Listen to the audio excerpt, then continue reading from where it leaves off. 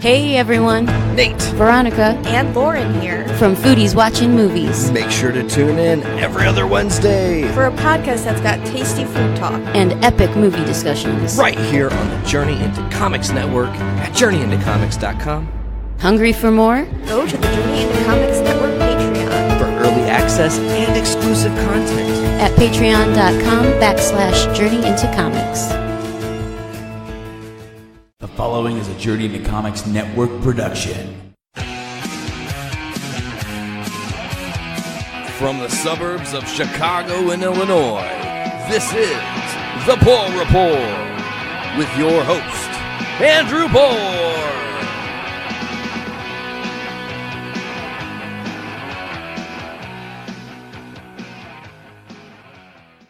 Welcome back, ladies and gentlemen, to another episode of The Puhr Report. I am your host, Andrew Puhr, and I want to thank you for joining me here for another in my profile series, which I am doing covering influential people and people that are currently in the news and just getting a little bit more information about them. And the one for today is actually not one that I even talked about before on this show. It's one that actually came about last Tuesday, which was the day the episode on Barbara Bush dropped. My fiance Liz and I were attending a book event with Gillian, Flynn, and Patton Oswalt. And I went mainly because I am a big Patton Oswalt fan. I've always loved his stand-up, and I've been following him on Twitter for a number of years now. And I learned that his wife was a true crime writer and has been doing a ton of research about some stuff that's been going on lately. And I apologize for that. My cat said it knocked over their food container and fell over the floor. So that's a lot of fun, but I digress. So on Tuesday night, there was a book event in Naperville, Illinois, which is a suburb of Chicago for those of you who don't listen in the States or from Illinois or Indiana or that a lot of people from the network.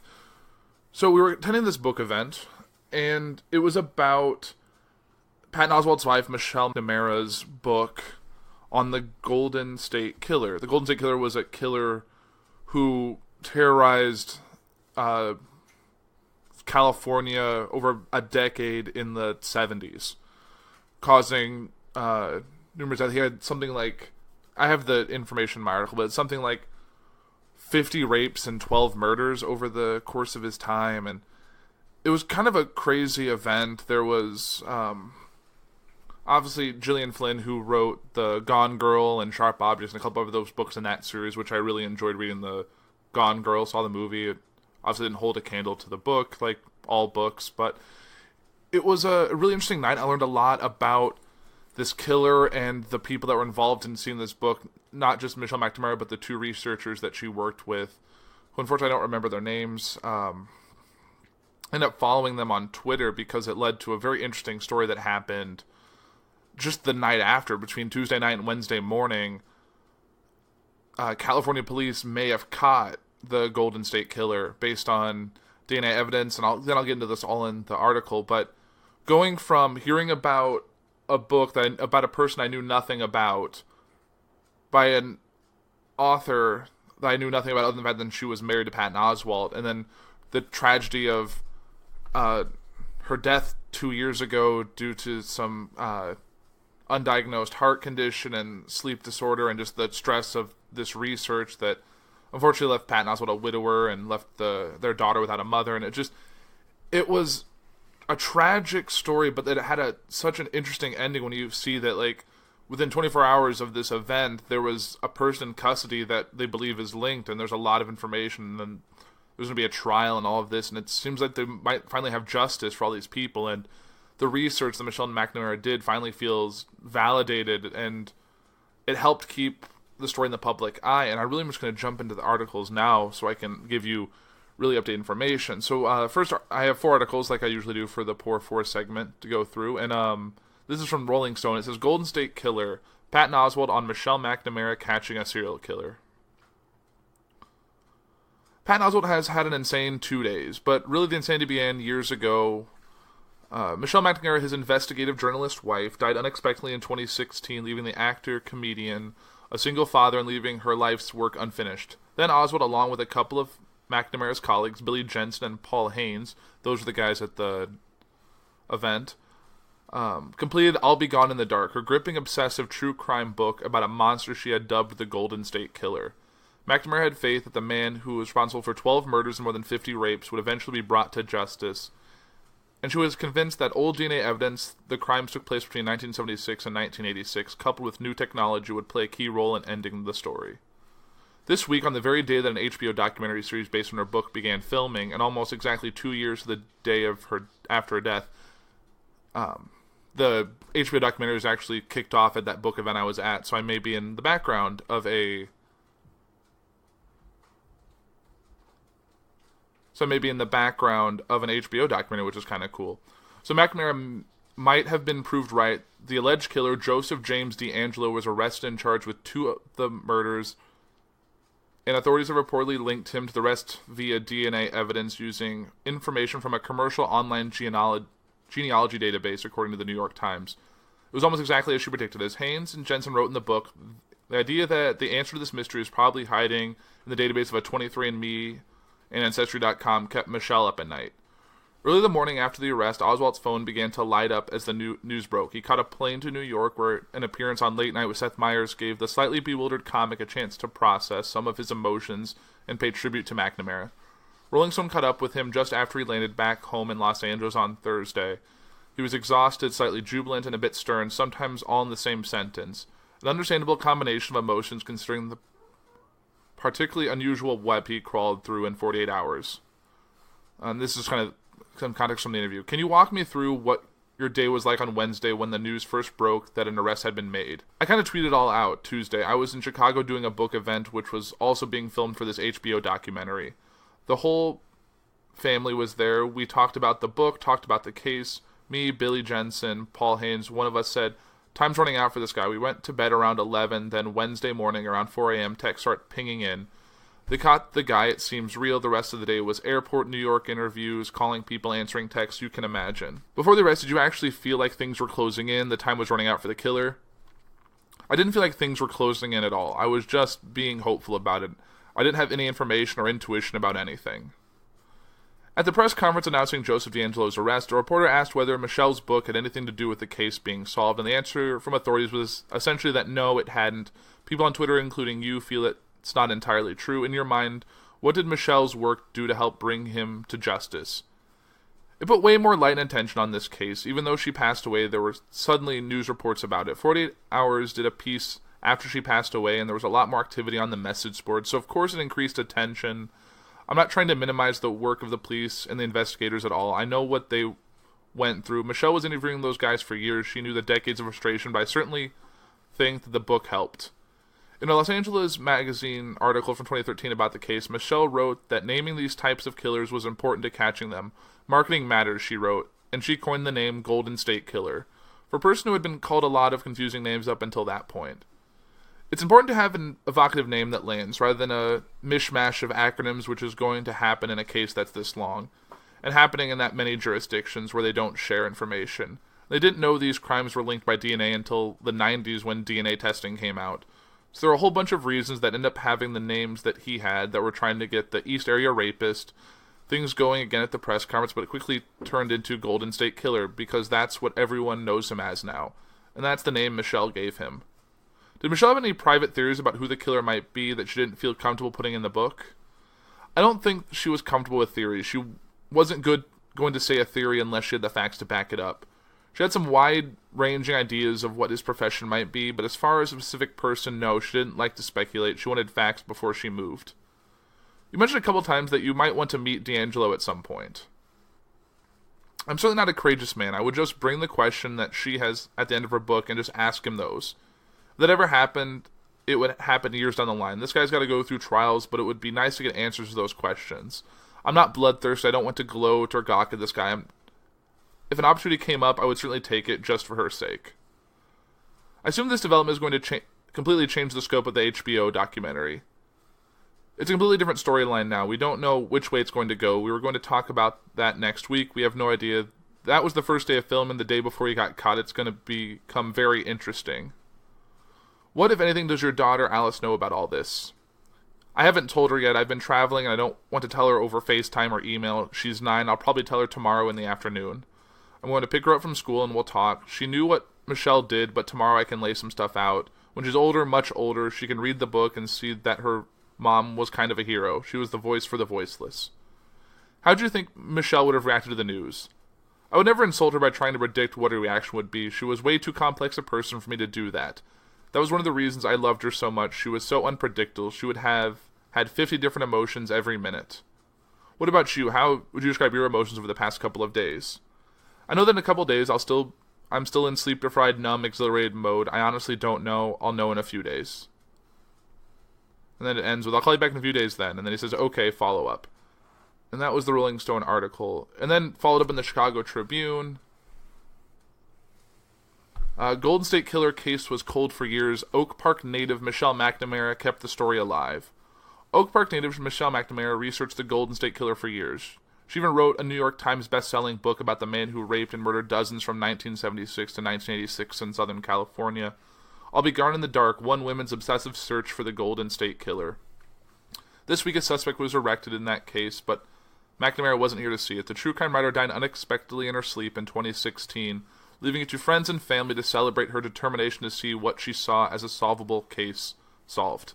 When everyone woke up to the news, we were like, holy shit, said Kara Bolnick, a Brooklyn resident and friend of McNamara for 32 years. Of course, there's this unanimous feeling that she did this. Oh my gosh, she did this. It's 4 days after her second anniversary of her death and a week and a half after what would have been her 48th birthday. All this work took them to the place, so there's a lot of pride and some sadness that she's not here to experience that pride and relief and elation, but ultimately, what she did want to happen did happen. What McNamara wanted was for an identification to be made and resolution for the victim and their families. The perpetrator was also known as the East Area Rapist and suspected of murders and rapes in 10 counties throughout California while armed and wearing a mask. He would enter through windows at night and surprise sleeping victims who ranged in the age from 13 to 41. Michelle said the guy wasn't a genius, he just practiced a lot. That's what this guy did. Paul Haynes, who collaborated with McNamara on the book, said it in an April 5th episode of My Favorite Murder podcast. Former police officer Joseph James D'Angelo, 72, was taken into custody outside his Sacramento, California home Tuesday and charged with numerous counts of murder. Sacramento County officials said DNA collected from a crime scene of the Golden State Killer was compared to online genetic profiles of genealogical sites to find a match for a suspect. McNamara's husband, comedian Patton Oswalt, was at Anderson's bookshop in Naperville on Tuesday with Haynes, lead researcher of I'll Be Gone in the Dark, and Billy Jensen, an investigative journalist who also collaborated on the book. At the time, an arrest had yet to be made. When the news broke, McNamara's sister, Maureen Stratton, said the whole family was ecstatic but so distraught that her younger sister was not here to enjoy it. We were in April for the book event, and Haynes and Jensen seemed very confident talking about it, like it was just a matter of time that an arrest was going to happen. Stratton, an Oak Park resident and Northwestern University law professor, said, and I remember thinking to myself, they're never going to find him. I did not have that confidence, so it was truly stunning and shocking.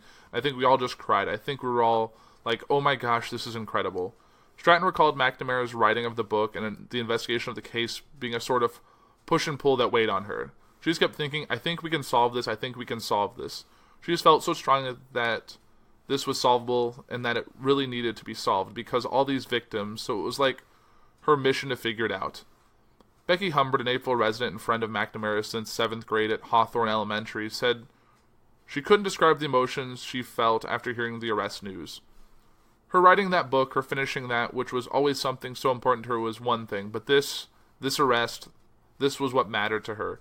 This was more important to her, Humbert said. She definitely wanted to provide peace for the victims and the survivors. I think I wavered between crying and having chills all day long.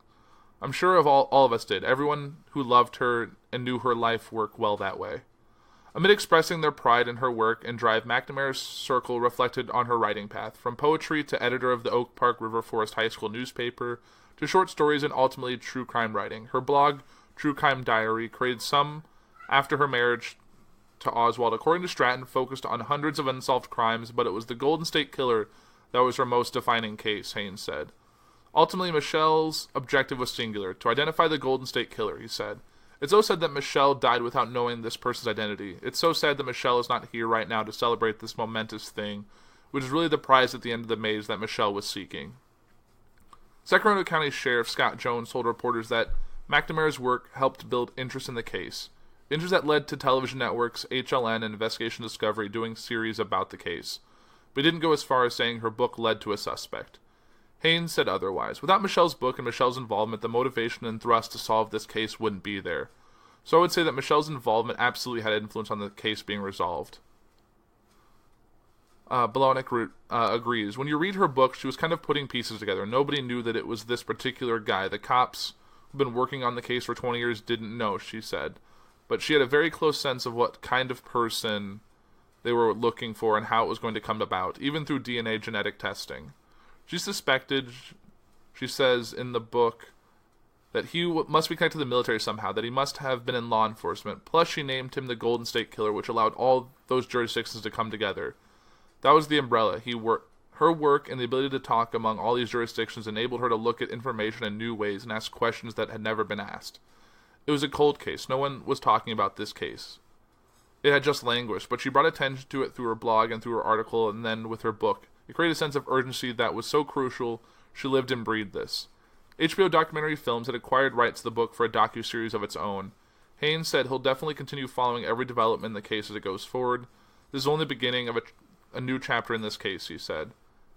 As the case evolves, McNamara's sister wants people to remember one thing about her brilliant, funny sister. It wasn't about solving the case and getting the glory. She wouldn't care about that at all. She just wanted to put a face and a name to this horror and get some peace for people. I think she was a very selfless person that way. And then followed up with the CNN article, Arrest of Alleged Golden State Killer Brings Wave of Relief to Survivor and Victims' Families. Bruce Harrington constantly pushed California officials to use DNA testing, hoping it would help catch the man who killed his brother and sister-in-law nearly 40 years ago. On Wednesday, police arrested a suspect they believed is behind a series of unsolved killings, rapes, and assaults in the 1970s and 80s, including the deaths of Harrington's family members. Joseph James D'Angelo was charged with capital murder in the 1978 killing of Kate and Brian Maglor. The 70-year-old former police officer is believed to be linked to 12 killings and at least 50 rapes in California. Harrington and dozens of survivors had only known the mysterious killer as the original Night Stalker, East Area Rapist, and the Golden State Killer. Sleep better tonight. He isn't coming through the window, Harrington addressed survivors at a news conference Wednesday. He's now in jail and he's history. And I actually listened to this press conference while I was at work. It was definitely very powerful to see the victims' families coming forward and able to talk and have... It wasn't happiness, but it was relief that the horror they went through wouldn't befall someone else. Back to the article. D'Angelo's arrest brought a mix of emotions to survivors and the victims' families. There are a million and one things going through my mind. It's really quite overwhelming, Debbie Domingo told HLN's Ashley Banfield. Domingo was a teenager when her mother, Sherry, was killed in 1981 at their Goleta, California home. In recent years, she had become active online and posted YouTube videos calling for answers in her mother's case. Domingo heard that someone was in custody. She said she felt a wave of relief. We just didn't talk about the rape back then. Jane Carson Sander was dozing in bed with her son when she was abruptly woken by a masked man holding a butcher knife in 1976. The man bound and blindfolded them before he moved her son to another room. Then he came back to rape her, she told HLN's Michaela Pereira. The first rape sparked the hunt for the so-called Golden State Killer, but Carson Sandler believes there could be more than that may have not been reported to the police. I think what we didn't have back at the time was the ability to share what happened to us because of shame. We just didn't talk about rape back then. It's so different today, and I just hope some of the other women that were raped by him can finally maybe come forward, she added. Harrington praised law enforcement after they revealed they had matched a discarded DNA sample from D'Angelo's home to evidence from the decades-long investigation. At the press conference with police, Harrington said he'd been lobbying to bring DNA testing to the forefront of forensic science in California for years. I began my quest in the mid-90s. It was 15 years until we heard that there was a DNA sample taken from our scene, he said. In the early 2000s, he testified in front of the California Assembly in favor of expanding DNA collection by police and pleading that they would embrace the power of DNA. In 2004, California voters passed Proposition 69, an initiative to collect DNA from people arrested with felonies, charged, and store it in a state database. What's driving me is a sense of wanting to avenge the death of my brother and his wife, Harrington told the Los Angeles Times before the initiative was approved. you're going to survive. Margaret Weller was 13 years old when she was raped at her Sacramento home after a man woke her up with a flashlight in her face. My inside voice told me, you're going to be raped, this is what's going to happen to you, and you're going to live through this. You're going to survive, and it was just that simple. She faced him with defiance, and she said, even as she threatened to kill her mother, I just knew I wasn't going to let him have what he came for, and that was to have power over me, by frightening me and making me fear him. Werther believes her courage had got her through the years since the attack. It never defined who I was or who I am today, she told CNN. I never let an evil person interfere with my life, how I want to live it, and I'm very proud to be able to say that. Again, I apologize for the kind of graphic nature of some of these articles, given the nature of the Golden State Killer, and I'll put an information in front of the episode so people don't unwillingly go into this. And then to finalize this with an article from the Washington Post about all we know about Joseph DeAngelo, the Golden State Killer, suspect who became a suburban grandfather.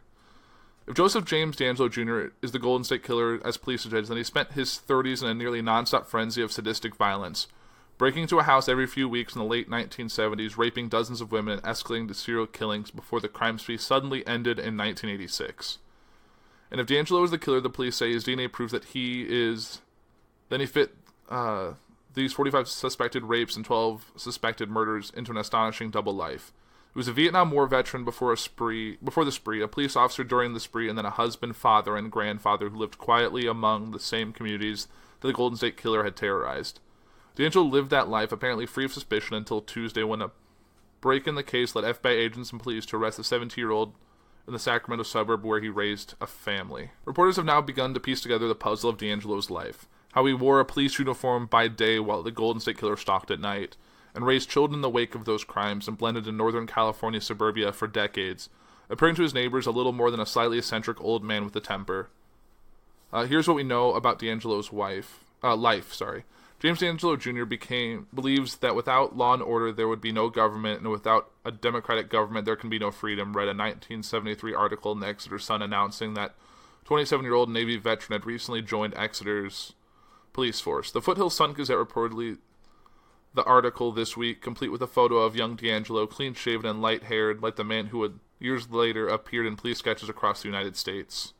The new officer's bona fides looked good when he came to Exeter, which is in Central California, midway between Sacramento and Los Angeles. DeAngelo had lived in the state since his late teens, according to the Sacramento Bee, raised by a Denny's waitress and a welder. He had served as a repairman on the USS Canberra in the late 60s during the Vietnam War, according to local newspaper reporters.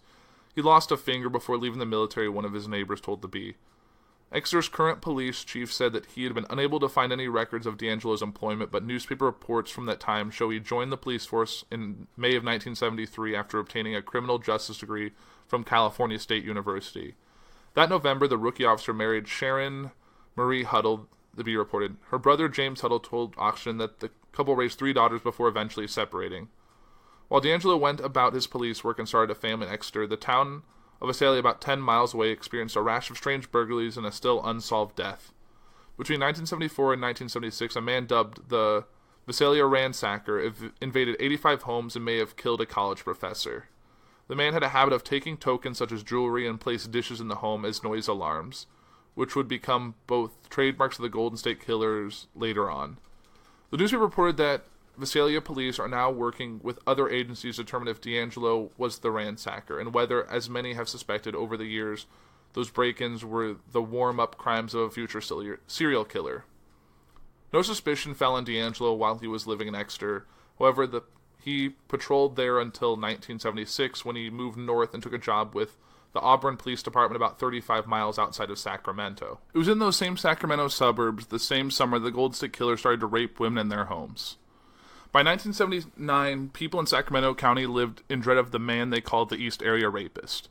Among his nearly 4 dozen victims over the previous 3 years were a 13-year-old girl, women assaulted while their husbands were tied up in the same house, women who lived just blocks from one another, as the rapist terrorized entire neighborhoods week after week.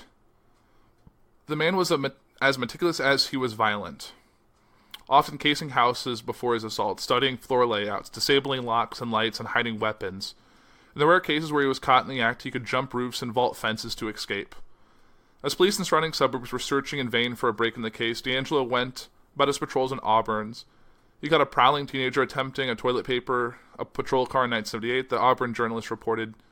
D'Angelo made the newspaper again a few months later after upsetting a resident by having her car towed.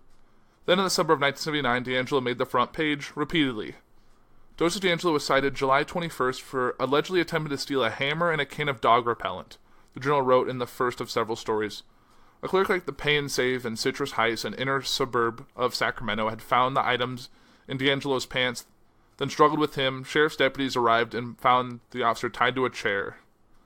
The journal wrote in a subsequent story, reportedly in an emotional state. D'Angelo was fired from the police force that August. 2 months later, he was found guilty of shoplifting, fined $100, and sentenced to probation.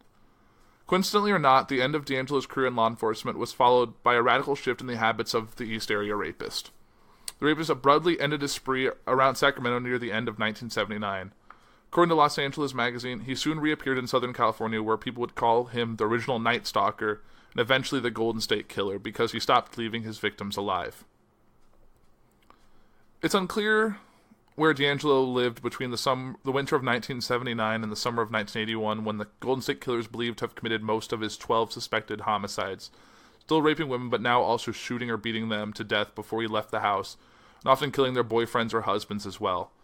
The final killing took place after a 5-year hiatus in 1986 when an 18-year-old woman was raped and bludgeoned in Irvine near Los Angeles, and the Golden State Killer disappeared. By then, the Bee reported D'Angelo had been living for 3 years in a ranch-style house in Citrus Heights, the same Sacramento suburb where he had been caught shoplifting. He would spend most of the rest of his life in that city, surrounded by the same community the East Area rapists had terrorized. D'Angelo took a warehouse job at Save Mart, a grocery store chain, in the late 1980s or early 90s, and worked there for the next 27 years. He was a mechanic, a company spokesman said in a statement to the New York Daily News. None of his actions in the workplace would have led us to suspect any connection to crimes being attributed to him. Jason Calhoun told the Bee that he and D'Angelo had been working together since a warehouse opened in 1989. He was a regular Joe, Calhoun said, even though he never smiled. The company said D'Angelo retired last year in his early 70s. Retirement was something that he'd been looking forward to for a long time. Neighbors in Citrus Heights told the Bee he planned to do a lot of fishing. His wife does not appear to have lived with him in his later years. A neighbor told the Bee that they were divorced, while a KCRA news reporter said the couple remained technically married, though estranged, but he kept up his family life. His brother-in-law, James Huddle, told Oxygen that D'Angelo was a good father. According to neighbors, a daughter and a granddaughter had been living with him in Citrus Heights until his arrest this week. You can tell he's a very meticulous person, one Citrus Heights neighbor, Kevin Tapia, said after D'Angelo's arrest. His house is always perfectly painted, his grass is always cut. He gets down around the rocks of his lawn and is cutting to make sure it's just perfect. Precision was important to D'Angelo, to the point of having permanent markings on his driveway so he could be exact in parking his boat. In contrast to his tidy home, several neighbors said D'Angelo himself was prone to fits of rage and occasionally disturbing intrusions into their lives.